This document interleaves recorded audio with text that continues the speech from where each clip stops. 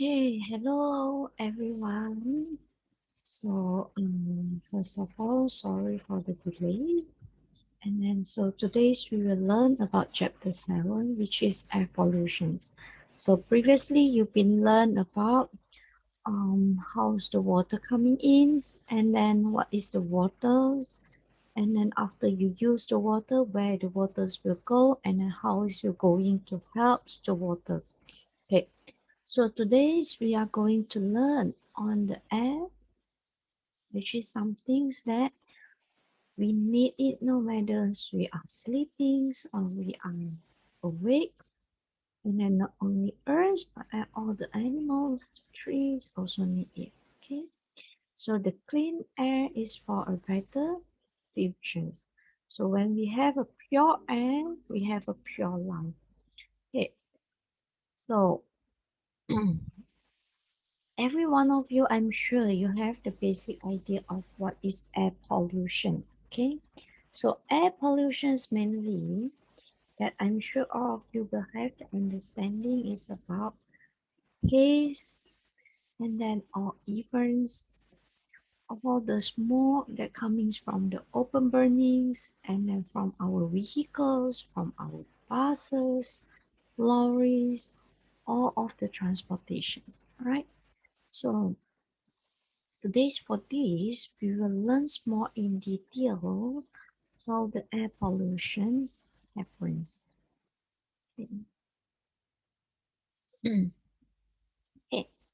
So for all the gases that we have in the atmosphere, that 78% is nitrogen. Okay, and then there are only 21% is oxygen. And then there are still 1% of balance that should be consists of carbon dioxide, argons, neon, helium, methane, and also hydrogens and ozone. So from here you can see, supposedly, even oxygen is the most that we need for our life, but there are only 21% available in the atmosphere. However, there are spare 78% is go to the nitrogens, and that it should be only have 1% is for the other gases. But as you always heard about, there are carbon dioxide the content of carbon dioxide increase. So when this is been increased, so once it's that more than 1% that it should be, that means the oxygen's content that we have will becomes less. Okay. So how we read or how we say the concentrations of the gases is what type of unit. Let's say if you say you want to know somebody height, we will use centimeters or meters. If you would like to know the weight of somebody, then we will use kilogram. So for gases in the atmosphere, we will part per millions. So for the example, when you see the oxygen concentrations of 21% in the atmosphere is actually a 21,000 part per million. Okay, so these are the layers that are available in the atmosphere. Okay, from here you can see we have troposphere, that we have all the mountains, and then we have all these clouds, and then also our aeroplane is actually flying between here, and then we have our ozone layer. After the troposphere we have the stratosphere, and then we have the mesosphere, thermosphere, and also the exosphere. Okay, so there are two types of the aeroplanes that you can see from here. One is usually for the domestic one, it will fly slower. But then if you go for the international one, it's usually need to above 30. So when above 30, you can see from here is a stratosphere. And then I'm sure all of you been heard about aurora light.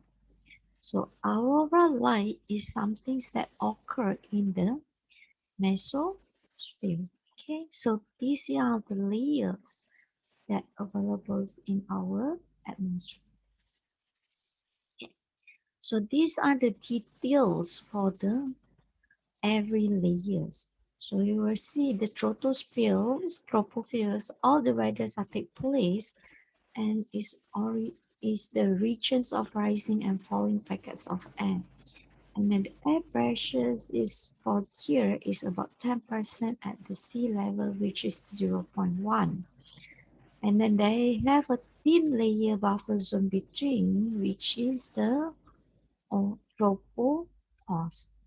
And then for stratosphere and ozone layer, the airflow is mostly horizontal and then it has the high concentrations of ozone. For mesosphere and ionosphere or thermosphere is a very thin, but then it is where the aurora take place. And then is also responsible to absorbing the most energetic photons from the sun. And then for reflecting the radio wave by making a long distance radio communication. And then when we say air pollution, how you going to say is the air pollution? What cause? What is the main cause as the pollutant? When you say water pollution, at least you know when the rain brings something in. Okay, so there are 6 types of major air pollutant. There are 6. The first one is the particulate, second is the nitrogen oxide, and that is the sulfur oxide, carbon oxide, hydrocarbon, and photochemicals. So for particulates, usually is a particular metal, something that will block your vision. So it's usually come from industrial motors and open burning. And then this is the classes, and then you will see the characteristic is usually a solid particle or liquid particle. And then the effect is will cause the respiratory problems, corrode metals and erode the buildings, asbestos and lead and are known to be a carcinogenic, and the particulates can also block the sunlight. Okay? And then second is the nitrogen is something that will be happens in a yellow and brown. This is what happens during the haze in Sabah and Sarawak in last year. Okay, so mainly those Indonesians and also Sarawak persons, when you see the newspaper, it shows that the haze that happened in their place is actually having something like yellow and brown. So that one is actually being changed into a nitrogen oxide. And what will happen to this? It will inhibit the plant's growth. So the plants will stop growing and then you will have a respiratory problems and also eye irritations. And then for sulfur oxide, so it's a colorless gas, but then you have a very strong odors. The problems are also the same, except it will corrode the metals and also the paintings. And then for carbon oxide, which is automobiles, open burning, and industrial. And then this is colorless, odorless, and tasteless. So for carbon monoxide, it's a poisonous and also it will reduce the hemoglobins. So when the hemoglobins are reduced, so the abilities to carry the oxygen in our body also will be reduced. And next, carbon dioxide. So carbon dioxide is a greenhouse gas that traps the heat in the atmosphere. So number 5 is the hydrocarbons. It's a colorless thing and then it will cause the respiratory problems, cancer.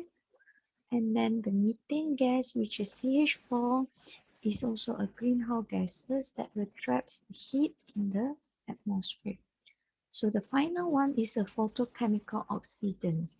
So it shows the characteristic of it is a pale blue gases with a sweet smell and brownish gas, and then it will inhibit the plant's growth, respiratory problems, and then damage all the rubber materials and paint. Okay, and then from those major air pollutants, we can categorize it into two main sources. Okay, first one we call it as a primary air pollutants, which is enter directly into the atmosphere from the natural events or human activities. And then the second sources, we call it as a secondary air pollutant. It's usually formed in the atmosphere through the chemical reaction and solar reactions. Okay, from these two figures, you can see for the first pollutants from here, the first figure here, you can see the first pollutant is coming from the primary, which is the sulfur dioxide, nitrogen oxide, and ammonia. This is the direct one. So you can see. And then it will transport go up after the effects from the solar and also the chemical reactions. It will change into secondary, become sulfuric acid, nitric acid, and ozone. And then all of these, when there is a rainings, it will come down and having impacts to the buildings, will have the effect impacts to the water chemistry, impacts to the fish, crops, soil chemistry, and also the forest. So you can see here, for the primary is actually coming from all the activities from ourselves. Okay, so this is the first one. And then when it gets the solar, it will change into the secondaries one. And then from the secondaries, it will show the impacts to us.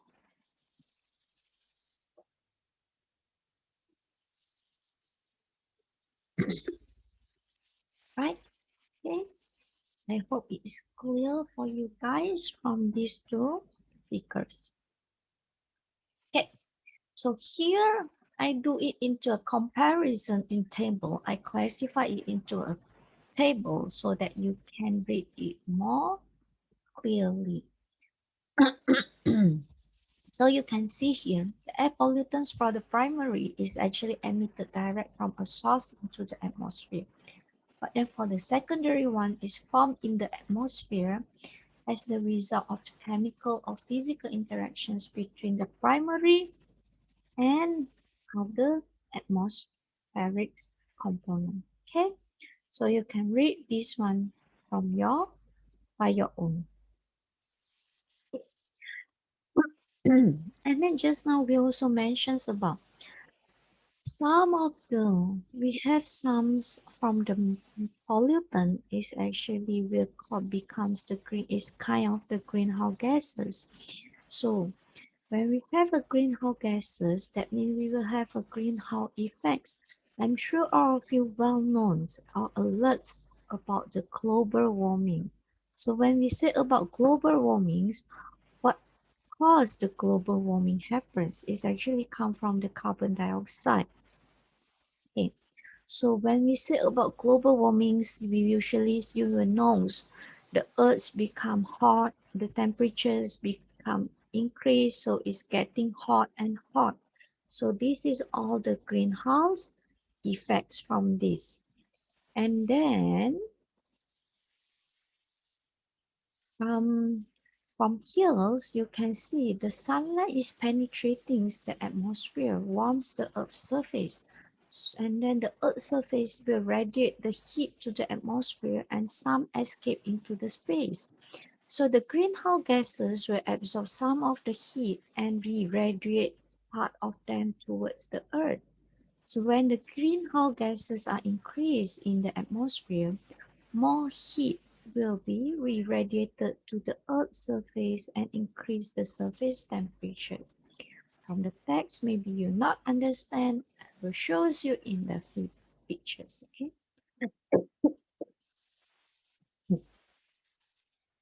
Okay.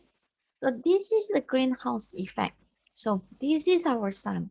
and then here we are. We must need the sunlight. It's actually because provide us the heat and let us be warm. Okay, so you will see the usual ones. Some solar radiation is reflected by the earth and the atmosphere. So some will coming in and go out. Okay, and then most radiation is absorbed by the earth's surface and warm it. So we need the heat so it will warm it.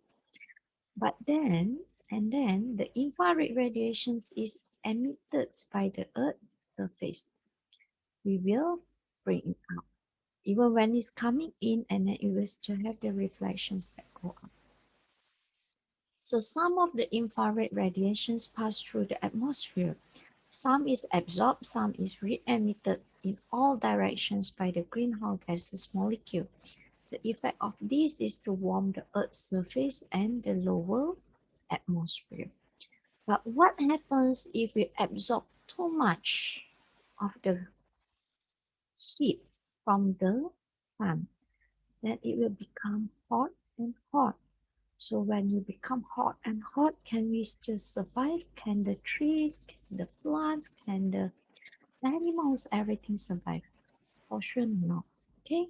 So the second photos is actually showing you from the 100% of the sunlight, 49 by theoretically it should be only 49% will be absorbed by the surface.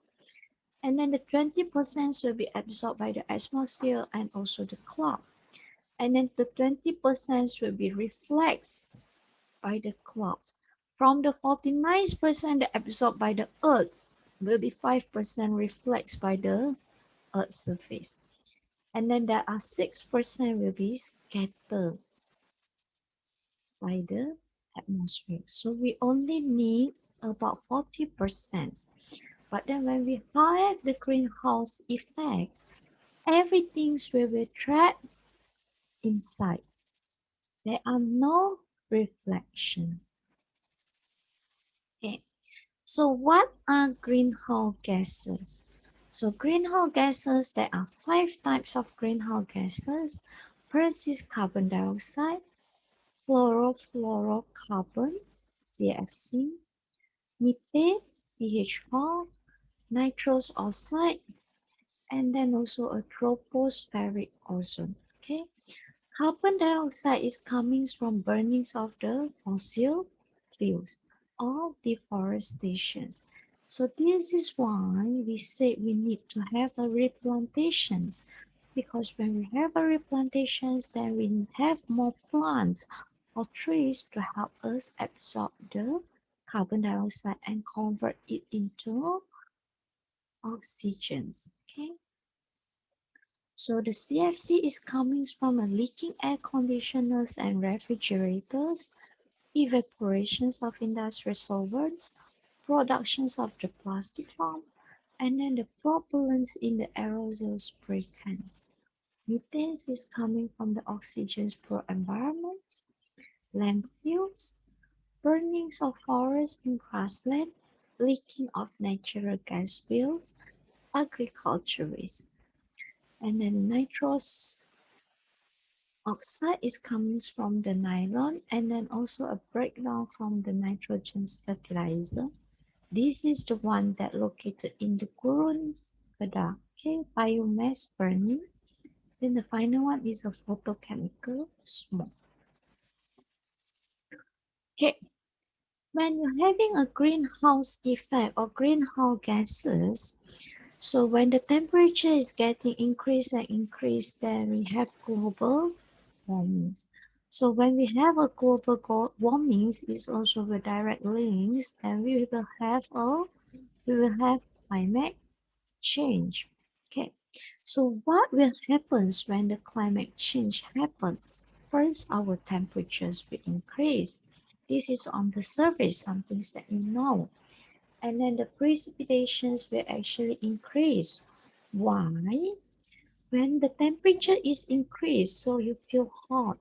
So when the temperature increase is hot, all the waters will evaporate fast. So when a lot of water been evaporates to the atmosphere, then the precipitations will become a lot. And then the final ones will be sea level rising. Okay, so when the temperature increase, so all the iceland, all the mountains, all the snow will melt, and then the waters will go into the sea. So the sea level will be rising. This is some things that all of you know. But then there are still five important things that maybe you didn't see. The first one is the health impact. So the weather related mortalities. So when you're having these, so the weather related mortalities we can relate to floodings. So when we have too much of precipitation, then we will have flood. But sometimes it might happen opposite, where the waters maybe become less. So we will have drought. So when you have not enough of waters, you will still die. So this is what it means by the weather related mortality. And then infections disease. So you will have a malaria, all these things. And then air quality, the respiratory illness. Okay, just as example now, we have the COVID. COVID been proved is kind of airborne disease. So it will transfer through the air pollution. Okay, and then the examples coming from the Sungai Kim Kim in Johor. Although the waste is actually discharged into the river, but then when you're having a sun, all the chemicals will have a reaction, so it will evaporate and go into the air, and then it can be transmit far because it's more lighter. Second is for agricultures and natural lands. So for agricultures, the crop yields. So when you have climate change, the those agricultures that need water, and then it will becomes not enough of water. So when there is not enough of water, so we will have an irrigation demand. And then also some of the plantations such as corn, paddy, or even um, wheat. So all of this also the crop yields might be decreased. Then we will face food security issues. So for natural area, the ecological zone will shift.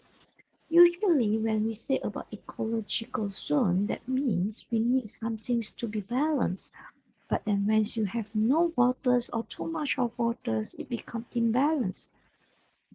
So everything will change, and then also loss of the habitats and species.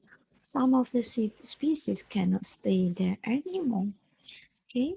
So thirdly is the forest impact, the impact on the forest. So there are the change in the forest compositions, and then it will shift the geographical range of the forest, and then the forest health and productivity. Fourthly is for the water resources. So we will change in our water supplies. When the temperature keep increasing, we will need more waters.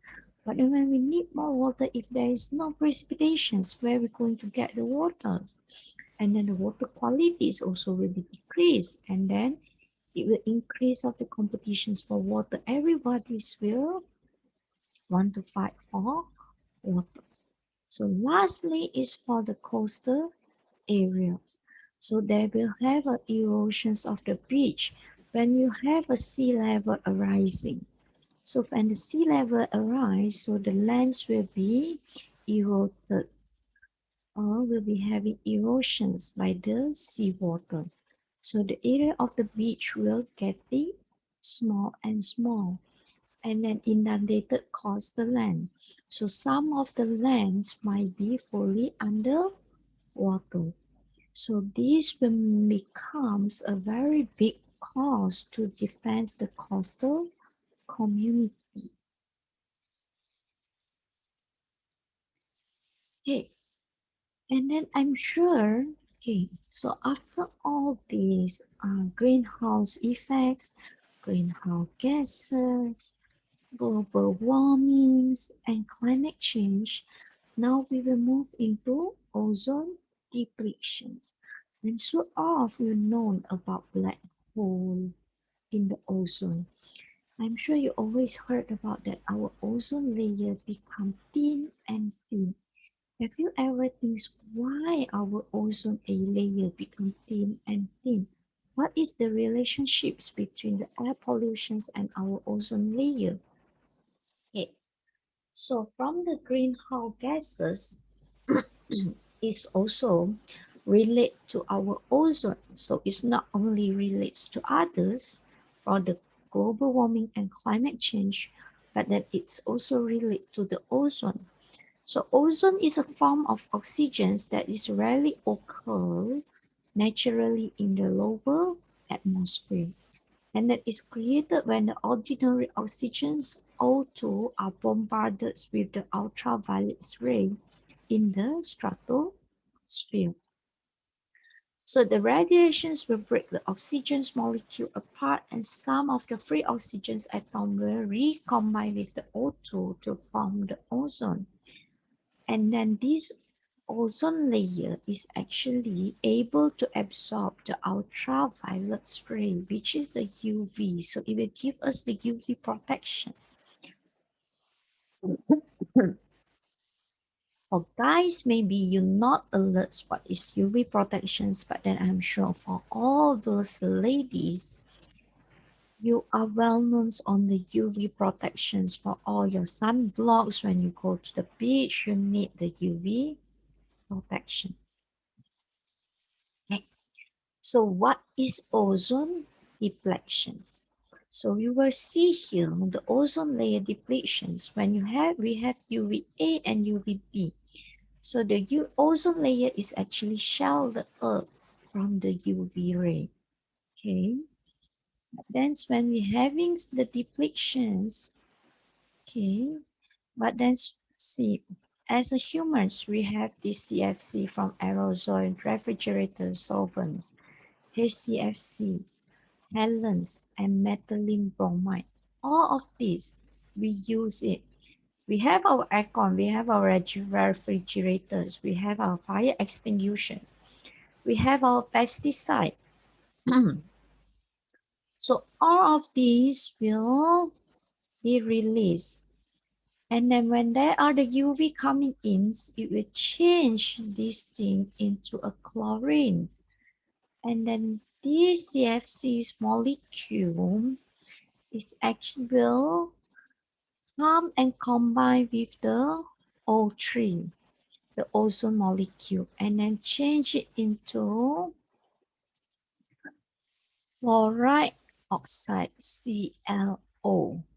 And then those O3, so one O being taken by the CFC by the chlorine, so it will left only O2. So you can see here, ultraviolet ray will split a chlorine atom away from the CFC molecule. The chlorine atom will break up an ozone molecule and make a hole in the ozone layer. So the molecule that left behind are chlorine, monoxide, and oxygen. So just imagine, last time when we have the ozone layer, so when the sun rays coming in, just a little will pass through. The rest will be reflected. But then now, when the ozone layer been destroyed or damaged by those activity of ourselves, so the UV will coming in. Okay, so what will happens to us? Why you put UV protections when you go to beach? Because you don't want to get dark. Okay, so And then this is one of the things because of the issues that getting serious and serious by the CFC. So in 1974, we have one agreement. We call it the culprit. This is the agreements from the world. So CFC been dressed up to the stratosphere to react chemically with the ozone molecule. And then, so the chemically ignore that they can stay intact for a century. So the rain would not wash them away. So the process, which is the nature of the chemical reaction, so the CFCs will release the chlorine atom when finally broken down by the ultraviolet radiations from the sun. So the chlorines will act as a catalyst in a series of reactions that convert the ozone into the oxygens. And then the chlorines is act as a catalyst rather than a reagent. So a single molecules can destroy thousands of the ozone molecules. Okay, so this is how the transformations from the CFC to the ozone and cause the depletions. Okay, you can see the figures by yourself.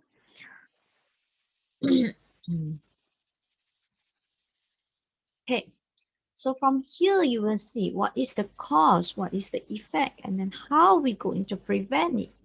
Okay, the cause is from the photos, you know, is actually coming from CFC, halons, methyl bromides, methyl chloroforms, and carbon tetrachloride. So the effects why you put on the UV protection is actually first for the skin problems. So when we have too much of UV, we will have a skin problems, which is increase sunburn cases, or when it getting worse, it becomes skin cancer. And then suppressions the human immune system, increase in eye cataract cases. And then for agricultures and aquacultures, it will decrease the yields of the important food crops, such as the rice and corn. And then reductions in the growth of the marine plankton. So when the marine plankton's been decreased, the growth, so the fish will have no food. So if the fish have no food, how it's going to survive? So the final one is a global warming. So increase the global warmings or the greenhouse effect. So how are we going to prevent? How are we going to stop it? So first we have to ban the use of the CFC, halons, carbon tetrachloride, and methylene. Or we substitute the coolant in the refrigerators and air conditioners with other cooling agents. And then we change into a hydrofluorocarbons and hydrochlorofluorocarbons, which are more easy to decompose in the atmosphere. Okay, so this is another policies that from is initiatives coming from United Nations. So we call it as a slowing down global warming policy, which is developed and agreed in 1990 under the UN Intergovernmental Panel on Climate Change, which is IPCC. It will held every year in Paris, actually. So there are four things that you need to remember. The first thing is banning, so ban everything. Second is cutting, how to cut or how to reduce. Okay, thirdly is shifting, we changing the things, and then finally we stop. Okay, so first we ban all the productions and use of CFC and halons by 1995, and then we reduce the current fossil fuels usage to 20% by 2000, 50% by 2010, and 70% by 2030. This is why now we promote the biomass, renewable gases, electric cars, all this. Okay, shifting. So we have to change. shift to a perpetual and renewable energy sources that do not emit the carbon dioxide. Finally, stop the unsustainable deforestation. Okay, so when all of this will happens, it's actually we will have the acid depositions, or we call it as the acid rain. Okay, when we have too much of the air pollution, just imagine all of this having in our atmosphere. And then where will it goes? So when the rain's coming, the rain is heavy, we bring it down, and then it will happens to us. So we call it as a acid rain, or in scientific terms, we call it as a acid depositions. Okay, so what is acid rains? So okay, acid rain is a man-made problems that directly from the burning of fossil fuels in power plants, factories, and the burning of the gasoline. So the burning of this fuel release the sulfur dioxide, and then the nitrogen oxide and the trace of such toxic metal as mercury and cadmium into the atmosphere to mix with the water vapors.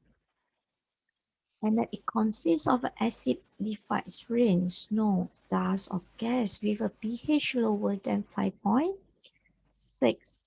So sometimes it may occur as either wet depositions or dry depositions.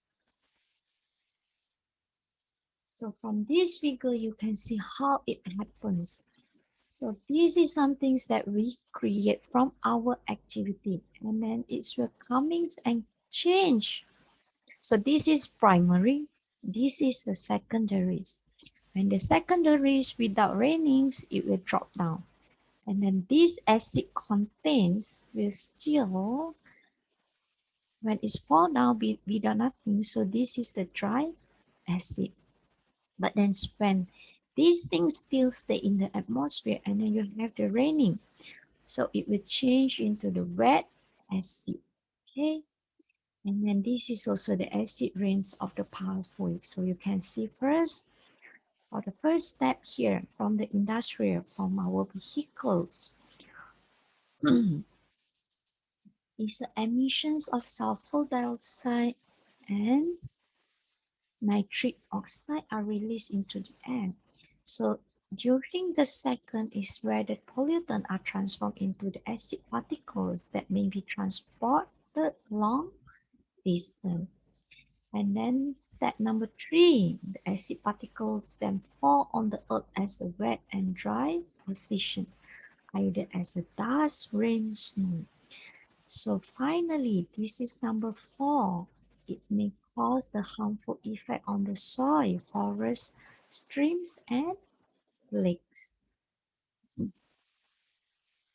So the effects from the acid rain is will damage the statue, buildings, metal, and car paint. And then it also will kill the fish, aquatic plants, microorganisms in the lake and river. And then it is also a major contributor to the regional haze, mainly in fine particle or sulfate salt in the atmosphere.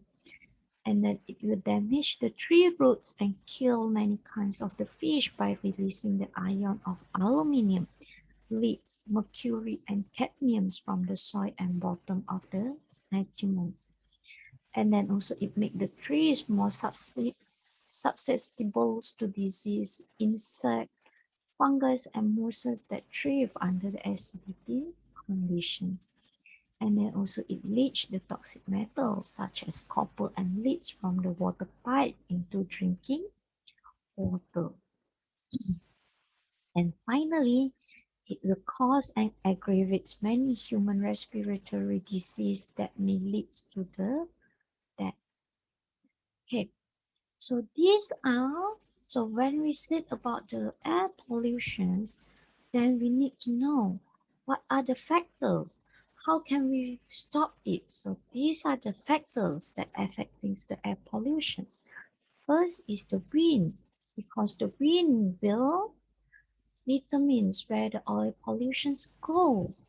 Second is the atmospheric stabilities. When you have a stable atmospherics, then it will flow in a stable way, so easy for you to do the forecasting.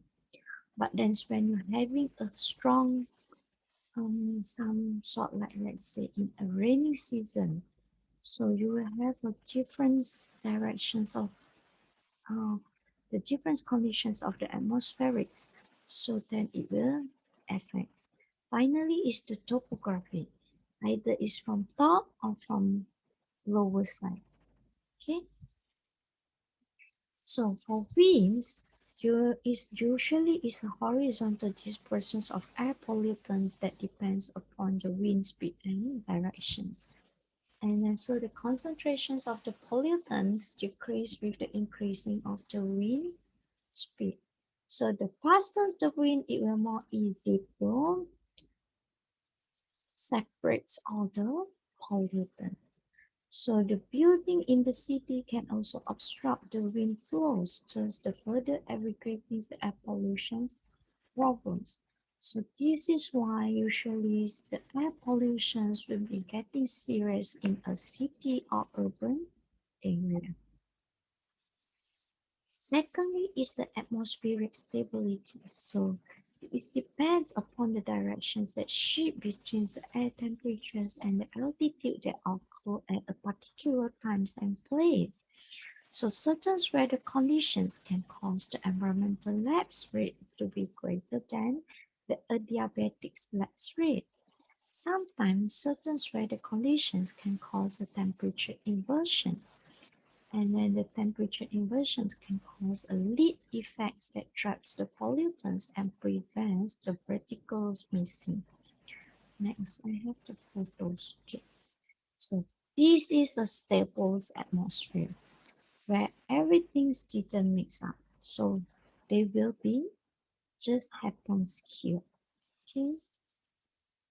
But then when you come into an unstable atmosphere, so we will see it will move around. So we will see little or no vertical movement of air mass. So as a result, there is no mixing of air pollutant in the vertical direction. And the pollutant tend to accumulate near the ground. So when you have lots of buildings like this, and then you didn't have others vertical movement, then everything will only be trapped here. But then when the air masses move the naturally in a vertical directions, so this is something happens when you happens in an open area. So everything will be mixed up and it will carry the pollutants and go upwards and then away from the ground. Then also you will see if we're having the haze here, and then this is the cold end, so this is why everything will be trapped here. Okay. Third one is the topography. So the topographical conditions and the atmospheric stability conditions may also aggravate the air pollution problems. So we have three types for that, three kinds of the topography. One is a heatland. So a heat island result from a mass of materials like brick and stone that absorb and radiate the heat at a greater rate rather than the surrounding area. Okay. Next example, the place are larger industrial complex and small to large city. And then also second, you can see or compare your house. If you stay in a concrete house, the house is actually hot in the evenings. After the afternoons, your house is hot. And then even in the night, when you go and touch the brick, the wall is actually warm. Compared to the house that made from wood, the wooden side. So you might be feel hot in the afternoons or evenings, but then at night it will cooling more faster than the concrete house because the wood can transfer the heat more easily compared to the brick and stone. So for land or sea breeze, is during the mornings the lands will heat faster than the water, and then the air over the lands become relatively warm and begin to rise. Then the rising air is replaced by the air that coming over from the sea or lake. So the effect of the lake breeze or land breeze on the stability is to impose the surface-based inversions on the temperatures profile. Okay. Finally, one is the valley types. So when the general circulations impose a moderate or strong winds, the valley that are oriented at acute angles to the wind direction channels to the wind. So the valleys effectively peel off part of the wind and force it to follow the directions of the valley wall. So the warming of the valley walls will cause the valley air to be warm. It will become more buoyant to flow up the valley. And then at the night, the cooling process will cause the wind to flow down the valley. Okay, right. So this is land or sea breeze, or also the land breeze. Also, sometimes you might call it as a lake breeze. So here at the night, in the mornings, the lands will become hot. So the waters will, the hot airs will go up and the cold airs will come in. So when the hot air is going up, the cold airs from the lakes will come in. So it will cooling these areas. Okay. And then this thing is the sea breeze. So when you stay beside the sea,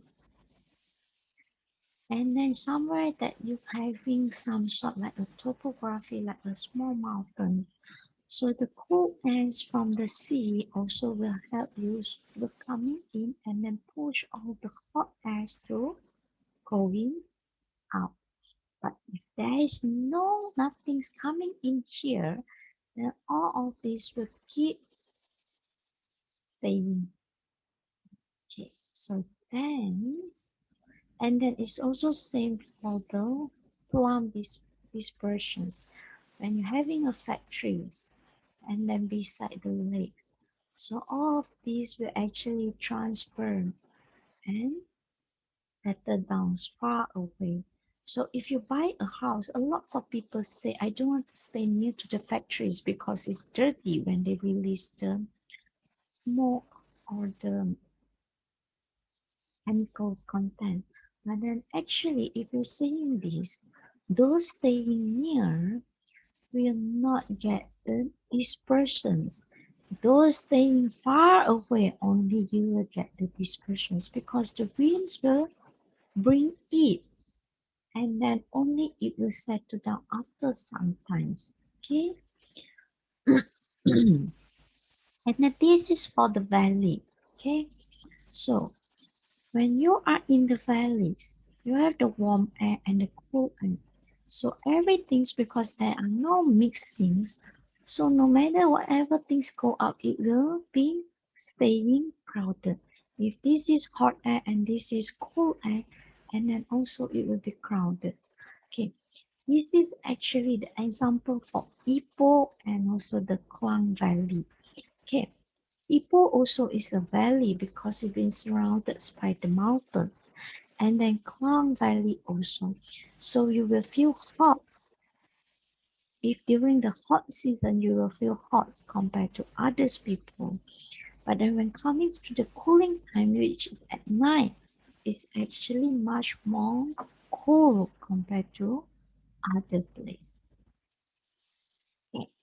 So the most common air pollutions, this is one of the examples. The most common air pollutions that we have in Malaysia is the haze. So haze is a phenomenon that caused by the accumulations of fine particles in the air, which are barely visible to the naked eyes. So it may occur naturally or may be an outcome of the human activities. So some things like open burnings or smoky discharge or exhaust from the motor vehicles. So when the particles accumulate, they can block out the sun's ray and reduce the visibility. Okay, the source of the haze is coming from open burnings, smoke from the factories, and then the exhaust fume from the motors vehicles. So the impacts from the haze will cause the irritating effects of the nose, throat, airway, skin, and eyes. And then continuous hazy conditions also will cause the ill effects to especially those with high risk group. So I'm sure all of you know who is highest risk group, like children, elderly people, those who have sick, asthma, chronic lungs disease, all this. Okay. So the sign and the symptoms of the adverse effect is itchy sensations, difficulties in breathing, painful and watery eyes, running nose, itchy skin, and chest pain. So the persons with medical problems or children and elderly likely to be more affected by the haze, and they may experience more severe symptoms. Okay. So how are we going to prevent? So for those who experience a chronic cough, who asthma, they need to seek for the treatments, and then those high risk groups should be on regular medications. And then you are encouraged to wear the facial mask when you are working outdoors. So smokers who have young children, elderly parents, and relatives who are sick should not smoke. Stay indoor as much as possible. Refrain from outdoor sport or physical activities. Wash your face and other body part regularly. And then use your car aircon if you have. Drinks a lot of waters. And then smokers are advised to refrain from smoking when the API is at hundreds. And then what is API is actually the air pollution index. So those in high risk group are advised to take leave and go to haze-free areas if the haze persists at the dangerous level. So how we monitor the air pollutions and how we say is the pollutions happen. So there are three types of controlling. So first, we control the industrial emissions by using the Environmental Quality Act. So inside the Environmental Quality Act, there are a lot of the sections and also different regulations. So you can see for industrial emissions, there are clean air and compoundings of offense.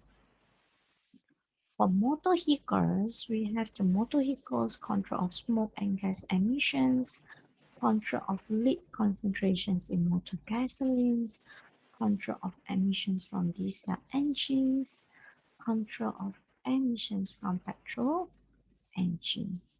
And then for open burnings, we have sections 29A, prescribed activity, delegations of power, investigations of open burnings, compoundings of offense, open burnings 2000, and then sections 29AA.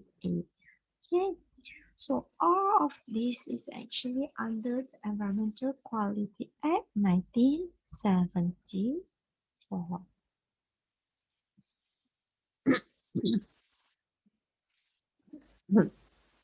So for Malaysia, we actually have air quality guideline.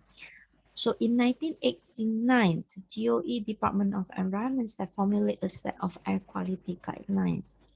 And then we term it as a recommended Malaysian air quality guidelines for air pollutant and define the concentrations limit of the selected air pollutants.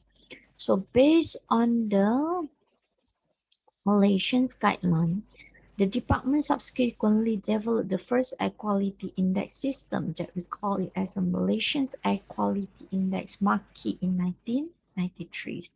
So the index system plays an important role in conveying the both decision maker and also the general public the status of ambient air quality ranges from the good ranging from goods to hazardous, and then also in line with the needs of the regional harmonizations. So for easy comparison with the country in the region, the department revised the index system in 1996 to air pollutant index or air pollution index, which is APIs. So the API system is closely follow the pollutant standard index PSI system of the United States. So this is the pollutants that we check.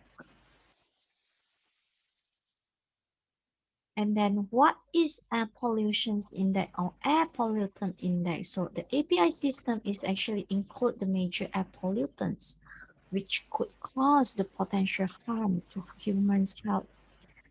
So the air pollutants include malicious API are ozone, carbon monoxide, nitrogen dioxide, sulfur dioxide, and suspended particulate matter that less than 10 microns, which is PM10. So this guideline has been derived from the available scientific and human health data and then basically represent the safe levels below which no adverse health effects have been observed. So this is the levels that we have. So when you have 0 to 50 is a good one, so it will be in a green color. You can check it actually through the website. I will show you later. So we have 5 level, which is good, moderate, unhealthy, very healthy, and hazardous. So there are also individual variations regarding the ability to tolerate the air pollutions. So most people would at most experience sneezing, runny nose, eye irritation, dry throat, and dry cough from the pollutant. They are mild and pose no dangers to the health of the general populations.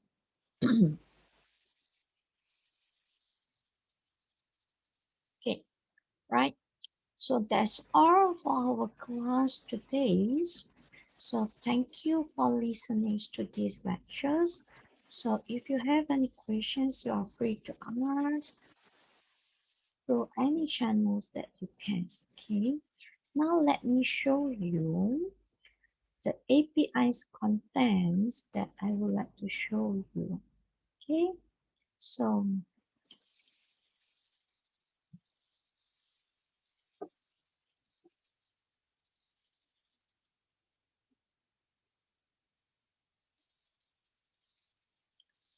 right. Okay. So you can see from the DOE website, you actually will have all these API meetings in every place. So you can see, oh, I'm sorry. It's actually start from blue and then go to green. Okay. So they are blue color first and then go to the green one. Okay. And then you can also choose the times that you want, right? And then you actually can see also in the world. Okay,